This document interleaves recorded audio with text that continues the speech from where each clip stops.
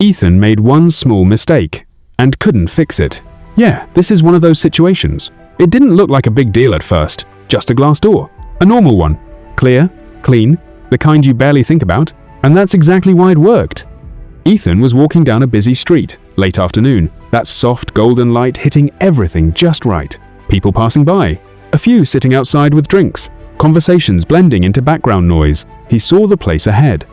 Casual spot, music inside, people laughing. It felt like a good place to walk into confidently, and that's exactly what he did. No hesitation. He stepped up to the door, reached for the handle, and pushed. Nothing happened.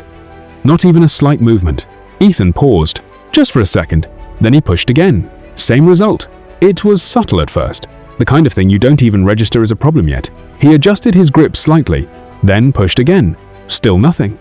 Okay, weird. His eyes flicked up quickly, scanning the door like something might explain it. But he didn't read anything. Not yet. Instead, he pushed again, this time with a little more force. The door made that faint glass pressure sound, but didn't open. And that's when something shifted. Inside, someone looked up, not fully staring, just noticing. Ethan felt it instantly, that quiet shit. But here's the thing, he didn't stop, because stopping now would mean admitting something. So instead, he pushed again, a bit faster this time, like maybe speed would solve it. It didn't. The door stayed exactly where it was. Now his brain started catching up. Wait, why isn't this working?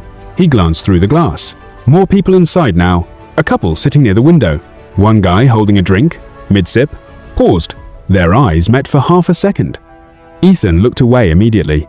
Act normal. That was the goal now. Just act like nothing's wrong. He stepped back slightly, rolled his shoulders like he was just adjusting himself, then leaned in again. Another push. Nothing. And that's when the overthinking really started. Okay, maybe it's locked. Yeah, that makes sense. But then, why are people inside? He saw someone walk past the door from the inside, so it's not closed. Then why?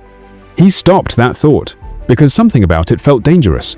Like if he followed it, it would lead somewhere worse. So instead, he pushed again. Same result. Now it wasn't about opening the door anymore. It was about committing. Because too many seconds had passed. Too many attempts. Too many almost glances from people inside. And that's the unspoken part no one talks about. Sometimes you don't correct the mistake, because correcting it feels more embarrassing than continuing it. So Ethan kept going. He pushed again, then again, each time slightly different, slightly more forced, like maybe the door just needed the right push. Inside, the reactions were changing. Not big, but noticeable. Someone whispered something to the person next to them. A small smile appeared on someone's face. Not mocking, just aware. Ethan felt his ears getting warm. Then, he paused, just for a moment, and that's when it hit him. That quiet thought again. Wait, what if? His eyes moved. Slowly this time. Not rushed, not panicked, just careful. And he finally looked at the handle. Properly. There it was.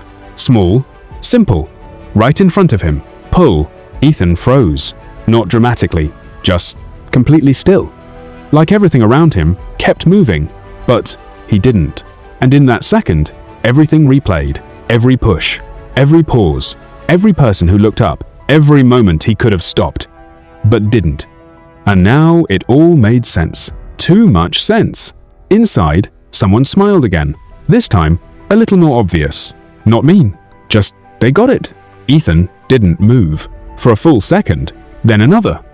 His hand was still on the handle, but now it felt different, like it didn't belong there anymore. He slowly loosened his grip, looked away, then back again, hoping, for a split second, that maybe he read it wrong. He didn't.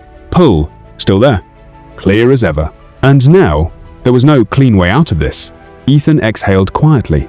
Then finally, he pulled. The door opened instantly, smooth, effortless, like it had been waiting the entire time. Of course it did.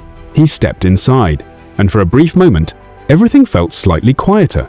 Not silent, just aware. He didn't look at anyone, didn't react. Just walked in like nothing happened. But he knew, and they knew, and that's the part that stayed. Because it wasn't really about the door anymore. It was about that small moment, that quiet shift, that second where he could have stopped early, and didn't. And somehow, that made it worse. If you've ever had a moment like that, you probably get it. And if you do, you'll probably like the kind of stories we tell here, because there's always another one. And next time, it might be you.